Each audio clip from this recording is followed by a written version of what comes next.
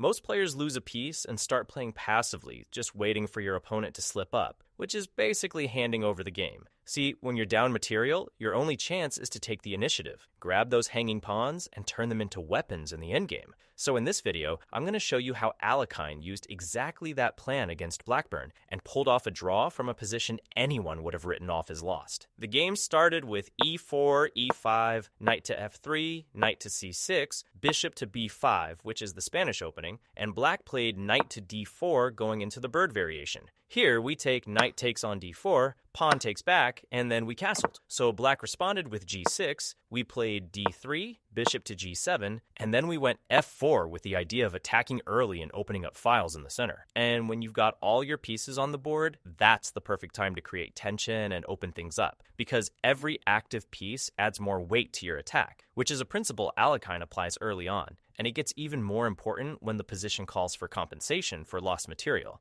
Now, if you keep the position closed and play passively when you're down material, your pieces are never going to find targets, and your opponent's advantage just keeps growing over time. Black played c6, attacking our bishop, and Alekhine pulled it back to c4. Then Black played d5, counterattacking in the center and going after the bishop again. Here, we traded pawns. E takes on d5, because we wanted to open up lines in the center to go after Black's king. And after c takes on d5, we played bishop to b5 check. Now, the goal here is clear. We want to attack Black's king at all costs. And Blackburn pulled his king back to f8. And then we played knight to d2 to develop our pieces and keep the attack going. See, getting all your pieces developed quickly is a key principle, because a piece sitting on its starting square is basically a piece that doesn't exist in the game. Right here, pause the video if you want, and think about how you'd continue as Black. And in this position, Alekhine didn't notice that our bishop on b5 is hanging and doesn't have many squares, because hanging pieces are natural targets, and good players are always looking out for any undefended piece, both their own and their opponents. And this detail is super important for what this video is about, because it's exactly this kind of carelessness with a hanging piece that puts us in a position where we're down material. When one of your pieces doesn't have any support from another piece, it's basically hanging, so it's an easy target, and your opponent can go after it without doing anything fancy. So Black played queen to a5, attacking our bishop, and they're going to win a piece, because no matter where the bishop goes, it's getting taken. See, if it goes to c4, the pawn takes, and if it goes to a4, the queen takes. And it's the same story on any other square, so we're going to lose a piece. We went a4 trying to defend the bishop, but Black played a6, and the bishop's lost. So we played knight to b3, attacking the queen, but the queen just casually goes back to d8, and we're losing the bishop next move. And this is exactly where our video really starts. We're down a piece. Now, most players in this situation would get discouraged and play passively, just waiting for their opponent to make a mistake. But Alekhine does the opposite, and that's what makes this game so instructive. And this is the first big lesson, because when you're down material, playing passively is basically giving away the game. See, initiative is your main weapon here. And by that I mean the ability to control the pace of the game and force your opponent to react to your threats. Because without it, the side with more material just slowly locks down their advantage and trades off pieces and wins in the end without breaking a sweat. So Alekhine played bishop to d2, and Black went pawn takes on b5, pawn takes back, and rook takes on a1. So now we played bishop to b4 check, and Black blocked with knight to e7. Notice how even though we're down a piece, we're not wasting any time, because every move we make either creates a threat or develops a piece for the attack. And when you're down material, every tempo is worth twice as much, because you can't afford to make moves that don't do anything. So those neutral moves are a luxury for the side that's ahead. After queen takes on a1, Black played bishop to f6 with the idea of getting the king to g7 and unpinning their knight. And unpinning a piece as fast as possible is essential, because as long as it's pinned, it's basically like being down a piece. So we played queen to a7, and the best move for Black would have been to just go king to g7, since they'd have the advantage. But Black played b6, which is a small mistake, because now we play rook to e1, attacking the knight on e7 with 3 pieces, and the Black king can't go to g7 anymore, because the knight would be hanging. Now this is a critical moment in the game. Black had the material advantage, but it only took one inaccurate move to hand the initiative right back to us. And that just shows you having more material doesn't mean anything if you let your opponent coordinate their pieces against your weak spots. So we piled up pressure on the pin knight. And just like that, 3 of our pieces are attacking the same target, while black is completely disorganized. So black had to play bishop to e6 to shut down the file for our rook. So now we played king to h1 to get off this diagonal, and black played h5, and then came bishop takes on e7 check. Now, king to h1 might seem small, but it's exactly the kind of prophylactic move that separates a strong player from an average one. See, we get our king off a dangerous diagonal before launching the combination, setting things up so our pieces can work without anything getting in the way. And when you're down material, every little detail in your preparation matters because you can't afford to get a single tactical move wrong. And if black had taken with the bishop takes on e7, then we'd go knight takes on d4. And that's exactly why we moved the king off the diagonal, because bishop to c5 wouldn't leave the knight pinned. See, every prep move, even the ones that seem small, can make all the difference a few moves down the line. So thinking ahead is exactly that, setting things up so your pieces work better when it matters. So after bishop takes on e7 check, queen takes on e7. But now we took the pawn on b6, so black had to choose between losing the pawn on b6 or the pawn on d4. And we already have 2 pawns for the piece, which is Alekhine's strategy when he's down material. See, instead of sitting around waiting, he goes on the attack and grabs every hanging pawn he can find and keeps building up compensation, because the idea is that extra pawns, especially passed pawns, can turn into real threats in the endgame. And this is the heart of the strategy when you're down a piece, because you got to turn all that piece activity into real material games, even if it's just 1 pawn at a time. So as the game heads into the endgame, the difference between a minor piece and 3 or 4 pawns starts to shrink because the passed pawns start threatening to promote, and your opponent's got to tie their pieces down to stop them instead of attacking. So the plan here is to grab every pawn we can and try to close that material gap. And then came queen to b4.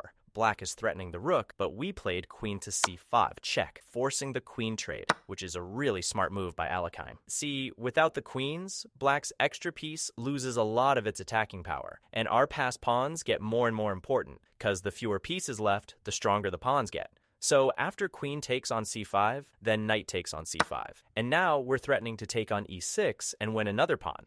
The simplest move now would have been king to e7 to defend the bishop and give the rook a way out. But in the game, black played bishop to d8, trying to stop our pawn from advancing, so we win another pawn. Now, after knight takes on e6, f takes on e6, rook takes on e6, we already have 3 pawns for the piece. And 3 pawns against a minor piece is already really serious compensation, especially when the game is heading into the endgame, where the passed pawns keep getting stronger. So at this point, the position is basically equal in material, because black's minor piece can't be in 2 places at once, while our pawns are threatening to advance on different sides of the board, if we're trying to deal with a bunch of problems at once with just 1 tool. So the game went king to f7, rook to d6, and we're going to win the pawn on d5. Then came bishop to e7, rook takes on d5, and now we already have 4 pawns for the piece. Next came rook to c8, attacking the pawn on c2, but we played c4, and after pawn takes pawn and passan, then b takes on c3, rook takes on c3.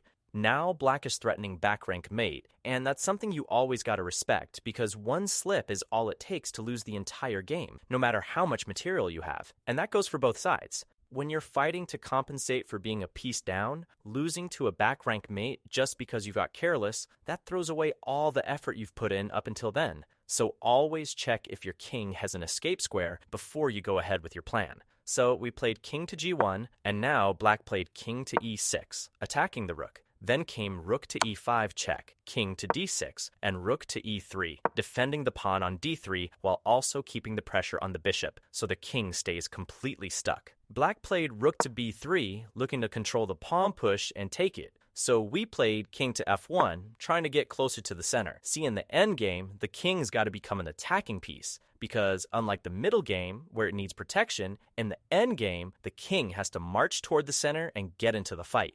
And that transformation of the king is one of the most important endgame concepts, because in the middle game, the king is just a spectator, but in the endgame, it becomes one of the strongest pieces on the board. Now, black played rook to b4, threatening to take with check, and we came back with rook to e4. See, at this point, rook takes e4 would have been bad, because after d takes e4, the endgame would be really favorable for us, since black ends up with the wrong bishop. And here's where a really important endgame concept comes in, a bishop that only moves on dark squares, while the rook pawn promotes on a light square. So the bishop could never control the square where the pawn promotes, meaning promotion would be basically guaranteed. So once this pawn disappears, black can't win even if we lose every single pawn, which is why black needs to keep the rooks on the board. See, keeping the rook is what gives black a shot at counterplay, because the rook can attack pawns and give checks from a distance, something the bishop alone couldn't do in this structure. And in this position, it also wouldn't be good to take the pawn on b5, because the white king could get through. So black played rook to b2 to cut off our king. And from here, the game went rook to e3, h4, rook to e4, bishop to f6, b6. Now, if black takes the pawn now with rook takes b6, then our king could get out with king to f2. So that's why after b6, black played king to d5. Then came rook to e8, and we're already threatening to push the pawn. So black finally took it. Rook takes b6. Then came king to f2, and our king's finally broken free. So, after rook to b3, we played rook to g8, threatening the pawn on g6. And after rook takes d3, rook takes g6, black went king to e6, and Alekhine played g4, and black take en passant. Pawn takes pawn. Now black played king to f5, and after rook to g8, they agreed to a draw. And that draw coming from a position where we were a whole piece down, that's basically a moral victory. See, as you saw, we turned things around in a game where we were a piece down by always fighting for the initiative and getting our pieces active and taking every pawn we could. So that's it. And check this out. Alekhine never just sat back waiting for Blackburn to slip up, and he didn't play passive at any point of the game. See, he was down a piece, but even so, he figured out that his only shot there was to keep the initiative going, keep his pieces active, and scoop up every loose pawn to turn all of that into compensation. Because when you're down material, the board isn't telling you to sit back and pray, it's telling you to go for the attack and never let go of the initiative. But look, this is where I've got to be honest with you, because understanding that you need to attack and pick off those pawns is really only half the job. See, the plan gets you to the door and tells you, get your pieces active, grab that pawn. But the thing that actually opens the door is calculation. And that means knowing which take comes first, what the right move order is, and what trap is hiding in the middle of the line. Notice that right there, Alekhine moved his king off the diagonal before he went into the combination, and that wasn't random at all. It was because he'd already calculated that if the king stayed sitting there exposed, the whole combination would fall apart. One square off, and he loses all the compensation he'd built up. So it wasn't the plan that saved the game, it was the calculation. That's why these two always go hand in hand, because having a plan without knowing how to calculate is like knowing where you want to go without knowing how to move the pieces. And that's exactly where most people get stuck, because you take this idea, you bring it into your own game, you get that you need to activate your pieces and pick up pawns, and then the moment comes to convert, every take turns into a calculation, and you end up calculating on impulse and watching that compensation slip right through your fingers. See, that happens because knowing what to do on the board is one thing, but finding the right forced sequence until it becomes second nature is a completely different thing. That's exactly why I built Think Ahead, my complete calculation course, and it's the natural next step after everything you picked up today.